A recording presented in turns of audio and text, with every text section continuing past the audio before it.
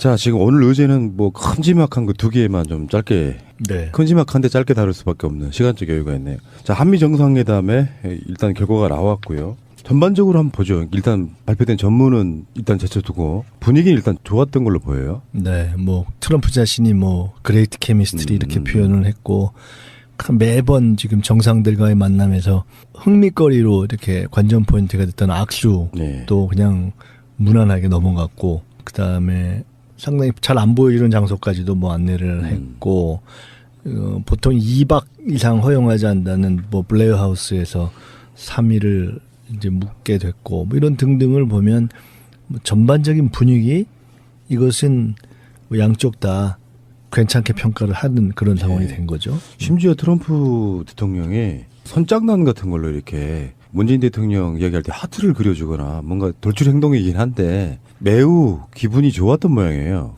네, 그러니까 결국은 정상회담이 잘 됐냐 못 됐냐를 이제 디테일을 따져보긴 해야 되지만 저는 어떤 면에서 봤냐면 크게 두 가지라고 봤거든요.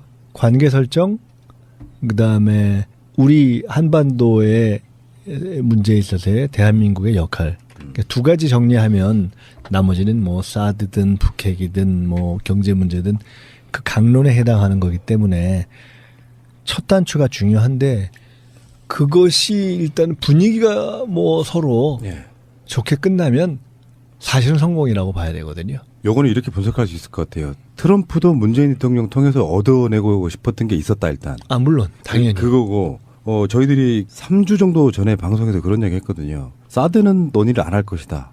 일부러 피해간 느낌이 들고 그런 분위기를 안 만들려고 굉장한 사전 정비 작업을 엄청 했던 것 같아요. 한국 내에서도. 사드에 대해서는 일단 잠재워놓고 그 의제로는 더 올라가지도 않았고 그리고 실제 이번에 미국 이제 의회에 계시는 분들이 사드 환경 영향 평가하는 건 당연히 최근에까지 그런 기사가 나오고 있거든요. 그러니까 의제로는 가장 예민할 수 있는 걸 빼놓고 우리가 취하고 싶은 거, 트럼프가 취하고 싶은 거 딱 두 개만 나왔다고 봐요. 다른 건 다 빼고. 그렇죠. 이제 이렇게 봐야죠. 한편으로는 트럼프 뭐 문 대통령 공히 서로에게서 얻어내야 할 것이 있었던 것도 있고 또 한편으로는 트럼프 대통령이 어떻게 보면 뭐 대한민국보다 국제적으로 더 뭐 정치 경제적 위상이 더 낮지 않은 뭐 그런 나라의 정상들 뭐 독일, 프랑스 등등과 만날 때 뭐 또는 정치적인 상징성이 굉장히 큰 뭐 이런 나라들과 만날 때 보였던 치기라든가 상대적인 돌발적 행동 이런 것들이 보이지 않았기 때문에 개인적으로도 조금 더 이렇게 자제된 모습을 보였다는 절제된 모습을 보였다는 측면도 하나 있고 또 사실은 또 한편으로는 대한민국의 위상 내지는 한반도의 국제정치적인 또는 현재 미국에 있어서의 정치경제적인 의미가 그 자체가 일단 우리가 아주 완전히 별 볼 일 없는 나라가 아니잖아요. 그런 만만치 않음을 반영하는 뭐 이런 것들이 일단 있었다고 보고요.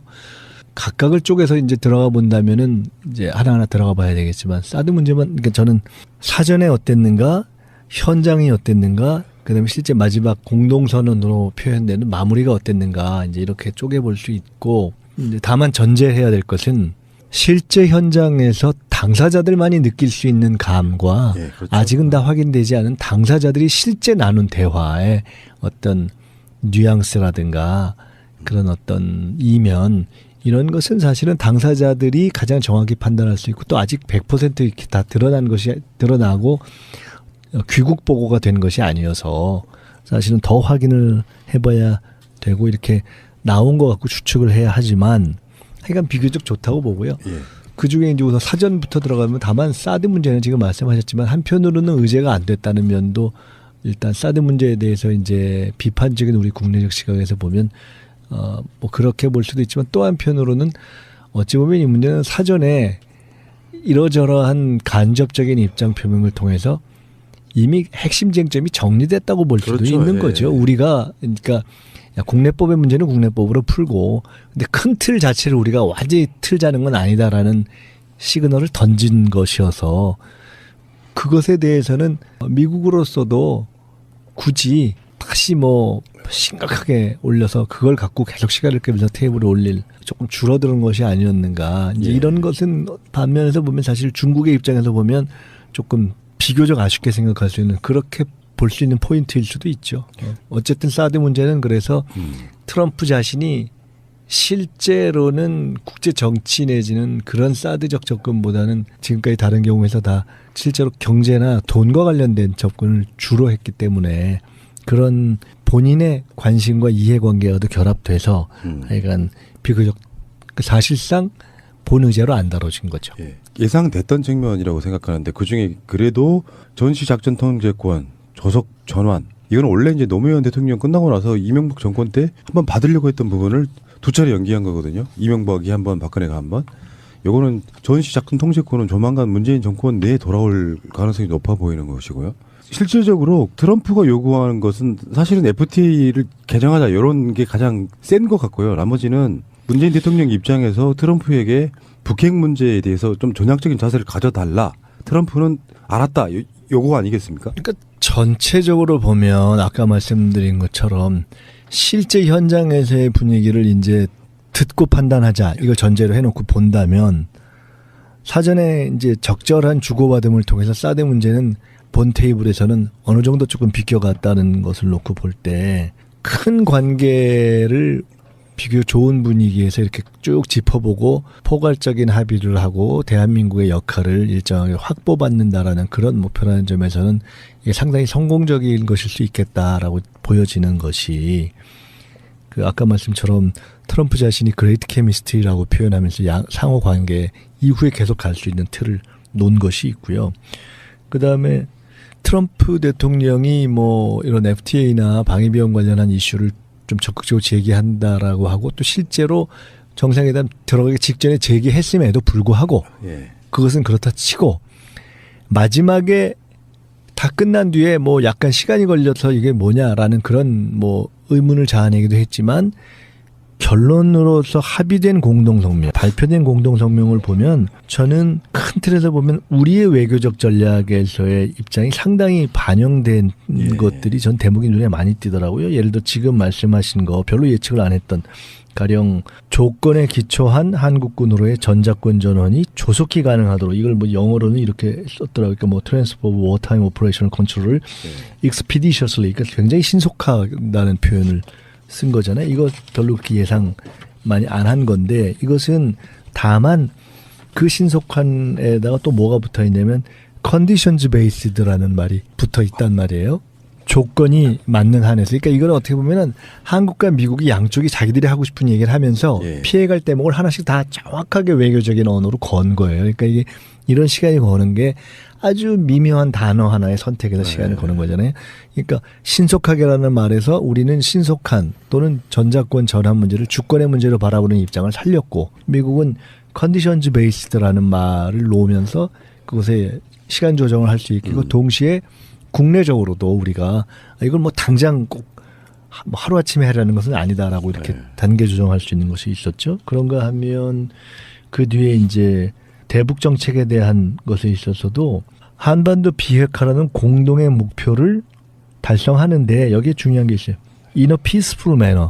평화적인 방식으로 달성. 이런 게 굉장히 중요한 말이거든요. 사전에 때려서 뭐 현재적으로 때려서 이걸 할 수 있다라는 것을 나중에 이건 아니지 않느냐라고 주장하고 그 합의의 내용을 확인할 수 있는 중요한 내용이 뭐 이런 거죠. 이런 한 부분이죠. 이거 평화적인 방식으로 이거는 달성. 문재인 대통령이 굉장히 요구했을 문구잖아요. 미국도 한국도 북한은 적대시하지 않는다. 그래서 자연스럽게 지금 그 열어보려고 하는 그런 것이 이렇게 곳곳에 담겨 있어요. 그런가 하면 여기 보면 제재가 외교의 수단이라는 점에 주목하면서 그러니까 뭐 noting sanctions are tool of diplomacy다. 그러니까 그냥 수단일 뿐이다라고 딱 지적을 해버렸단 말이에요. 제재가. 그러면서 대화의 문이 열려 있다. 이게 재밌는 것이 여기 올바른 여건 하에서 이렇게 했는데 가령 이것을 뭐 right circumstances다 이렇게 했는데 그럼 이제 여기 하면서 똑같이 그 대답에 나와 있는 거 아마 대화 얘기도 있을 거예요. 어떤 조건 하에서 대화가 열려 있다. 적대적인 정책을 취하지 않는 것이 만약에 올바른 길을 선택한다면 이렇게 했는데 그러면 어떤 때 대화를 할 거냐? 라는 것에 대해서 올바른 조건이라는 워딩을 붙였단 말이에요. 근데 이건 굉장히 다양하게 해석될 수 있는 것이고 이 확인을 해봐야 된답니다만 제가 정상회담 직후에 나온 어떤 기사에서 보니까 대통령께서 말씀하시면 예를 들어 뭐 북한이 미국인 3명을 억류한 걸 풀어준다면 그것이 올바른 조건일 수도 있다. 뭐 예를 들어 이렇게 변했단 말이에요. 그리고 동시에 핵을 뭐 동결한다고 해서 우리가 꼭 군사훈련을 감축하겠다는 것은 아니다. 그러니까 지난번에 문정인 특보 관련해서 얘기가 됐던 해서 올바른 조건이라는 것을 붙인 것은 조건과 여건을 붙인 것은 사실은 이 말을 붙임으로써 완전히 폐기하야만 또는 폐기 약속을 해야만 대화가 가능하다라는 것에 대해서 사실은 다른 그 전략을 여기에 반영한 거예요. 이 자체가. 그리고 그것이 이렇게도 해석될 수 있다는 얘기를 대통령이 하나의 예시를 한 거예요. 그러니까 이것은 상당히 사전에 논란이 문정인 특보의 발언을 포함해서 한미 정상회담 전에 우리나라의 보수에서 또 여러 가지 얘기를 했지만 실제로는 저는 대통령이 취하고 우리가 그러니까 일관되게 햇볕 정책 이후에 취해왔던 일정하게 대화와 제재의 병행 전략 그리고 지금 완전히 폐기가 된 것을 전제로 해서만 대화할 수 있다라는 이명박근혜의 전략과 다른 소위 접근법 이거를 맞았구나. 지금 반영한 거죠. 문재인 대통령이 굉장히 영리얘기요. 외교라고 하는 게 상대에 대한 존재감을 굉장히 부각시켜주면서 기분 맞춰주면서 얻어내는 거잖아요. 예. 이런 느낌이었어요. 대국의 임금님께서 뭘 북한 같은 그런 애들 신경을 쓰십니까? 그건 우리한테 맡기세요. 그리고 그래서 지금 여기 전문에도 그렇게 나오거든요. 트럼프 대통령은 한반도의 평화 통일 환경을 조성하는 데 있어서 대한민국의 주도적 역할을 지지하였다. 이거 굉장히 중요한 네. 거죠. 이거 주도적 역할을 여기다 그야말로 리딩 롤 이렇게 써놨단 네. 말이에요. 그리고 이것은 우리 경험에서도 예를 들어 미국이 약간 유화적으로 대화로 나가려고 해도 우리가 노하면 안 됐던 경험이 있고요. 그건 YS 때도 그랬고 박근혜 이명박 때도 그랬고 그런가 하면 미국이 세게 약간은 좀 압박으로 나가려고 할 때도 우리가 그러지 말고 대화로 갑시다 라고 하면 오히려 역으로 그렇게 했던 그러니까 클린턴이 좀 대화로 가려고 할 때 우리가 노해서 막았던 적도 있고 부시가 밀어붙이려고 할 때 우리가 말로 합시다 라고 해서 역으로 갔던 이런 경험이 있어서 원래 이게 맞는 거예요.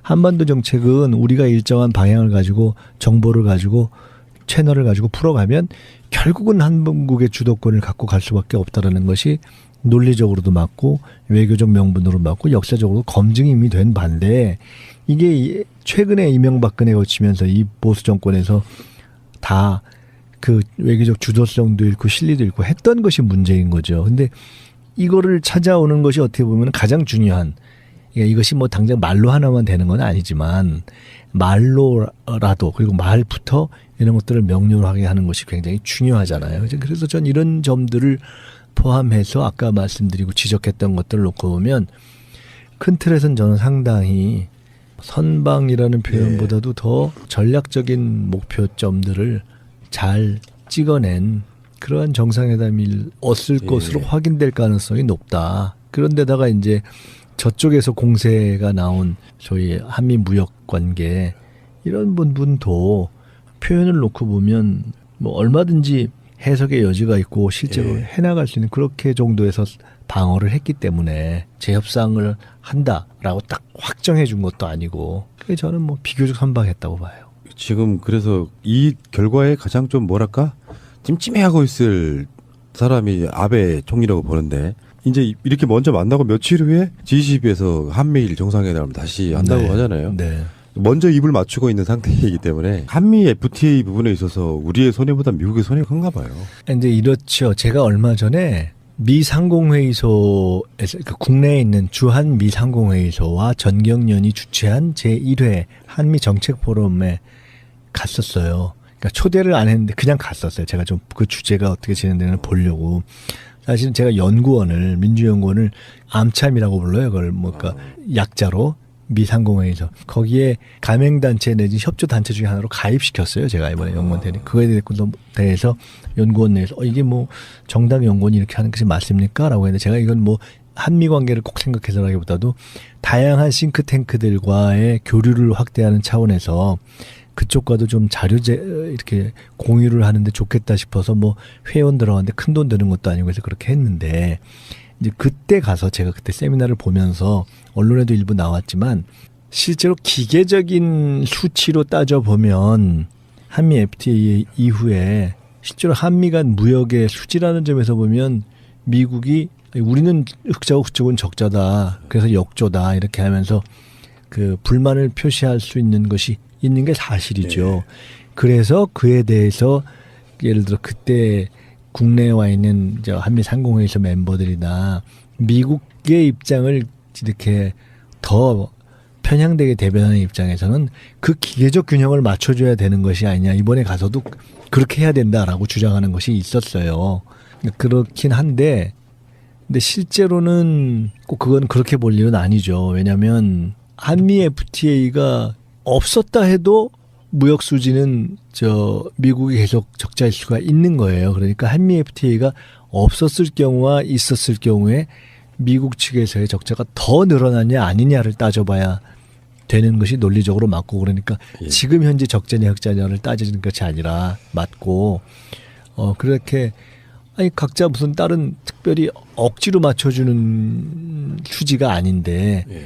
기계적으로 맞추는 것이 아니라 혹시 조건에 뭐 불공정함은 없는가 이렇게 따지는 것이 맞고, 뭐 이런 등등 쟁점이 있어요. 근데 미국은 어쨌든 자동차나 철강 이런 문제를 포함해서 적자를 좀 줄이고 싶은 이런 것이 있는데, 그런 것에 대해서 우리는 딱 기계적으로 이걸 뭐 숫자를 딱 양쪽이 똑같이 뭐 돼야 된다 이렇게 안 하고도 접근할 네. 수 있는 다양한 방법이 있기 때문에 아마 그런 여러 가지 카드를 가지고 갔을 거고, 그래 그걸 논의해 봅시다라는 정도에서 전 막았을 거라고 봐요. 왜냐하면 그렇기 때문에 재협상을 약속한 건 아니다라고 끝난 후에 그것을 시사하는 듯한 것을 트럼프 대통령이 했지만 장하설 실정이 아니라고 했고, 그다음에 어쨌든 공식적인 합의 문안으로 나타나지가 않았잖아요. 그래서 그냥 더 확대되고 균형된 무역을 이렇게 상호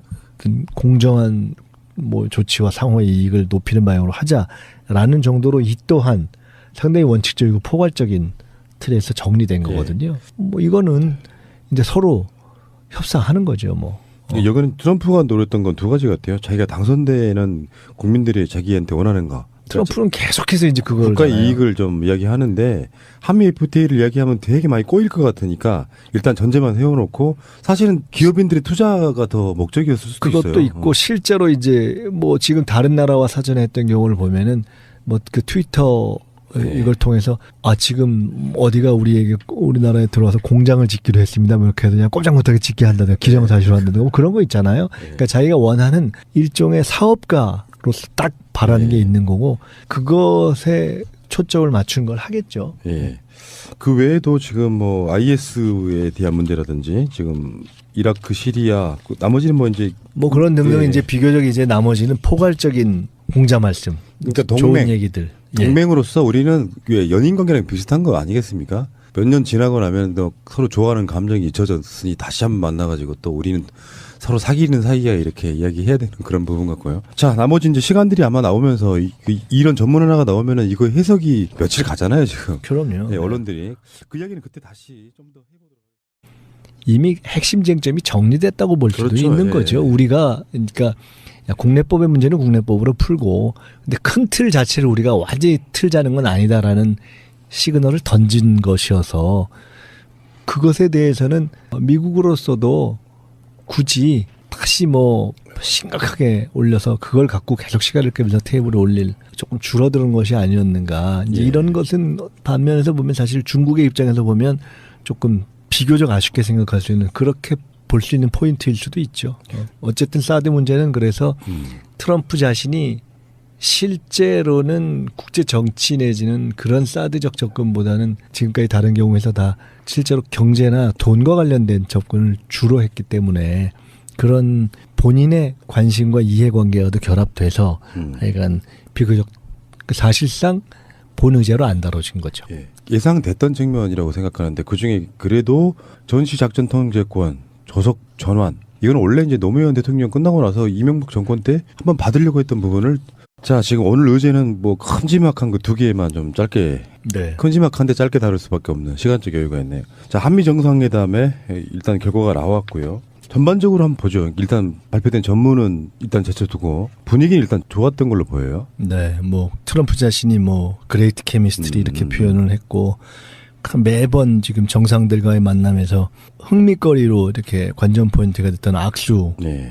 그냥 무난하게 넘어갔고 그다음에 상당히 잘 안 보이는 장소까지도 뭐 안내를 했고 보통 2박 이상 허용하지 않는다는 뭐 블레어 하우스에서 3일을 이제 묵게 됐고 뭐 이런 등등을 보면 뭐 전반적인 분위기 이것은 뭐 양쪽 다 괜찮게 평가를 하는 그런 상황이 된 거죠. 심지어 트럼프 대통령이 선장난 같은 걸로 이렇게 문재인 대통령 이야기할 때 하트를 그려주거나 뭔가 돌출 행동이긴 한데 매우 기분이 좋았던 모양이에요. 네, 그러니까 결국은 정상회담이 잘 됐냐 못 됐냐를 이제 디테일을 따져보긴 해야 되지만 각각을 쪼개서 이제 들어가 본다면은 이제 하나하나 들어가 봐야 되겠지만 사드 문제만 그러니까 저는 사전에 어땠는가, 현장이 어땠는가, 그다음에 실제 마지막 공동선언으로 표현되는 마무리가 어땠는가 이제 이렇게 쪼개볼 수 있고 이제 다만 전제해야 될 것은 실제 현장에서 당사자들만이 느낄 수 있는 감과 예, 그렇죠. 아직은 다 확인되지 않은 당사자들이 실제 나눈 대화의 어떤 뉘앙스라든가 그런 어떤 이면 이런 것은 사실은 당사자들이 가장 정확히 판단할 수 있고 또 아직 100% 이렇게 다 드러나고 귀국 보고가 된 것이 아니어서 사실은 더 확인을 해봐야 되고 이렇게 나온 것 같고 추측을 해야 하지만 하여간 비교적 좋다고 보고요. 예. 그중에 이제 우선 사전부터 들어가면 다만 사드 문제는 지금 말씀하셨지만 한편으로는 의제가 안 됐다는 면도 일단 사드 문제에 대해서 이제 비판적인 우리 국내적 시각에서 보면 뭐 그렇게 볼 수도 있지만 또 한편으로는 어찌 보면 이 문제는 사전에 이러저러한 간접적인 입장 표명을 통해서 저는 어떤 면에서 봤냐면 크게 두 가지라고 봤거든요. 관계 설정, 그다음에 우리 한반도의 문제에 있어서의 대한민국의 역할. 그러니까 두 가지 정리하면 나머지는 뭐 사드든 북핵이든 뭐 경제 문제든 그 강론에 해당하는 거기 때문에 첫 단추가 중요한데 그것이 일단 분위기가 뭐 서로 예. 좋게 끝나면 사실은 성공이라고 봐야 되거든요. 요거는 이렇게 분석할 수 있을 것 같아요. 트럼프도 문재인 대통령 통해서 얻어내고 싶었던 게 있었다 일단. 아 물론 당연히. 그거고 저희들이 3주 정도 전에 방송에서 그런 얘기 했거든요. 사드는 논의를 안 할 것이다.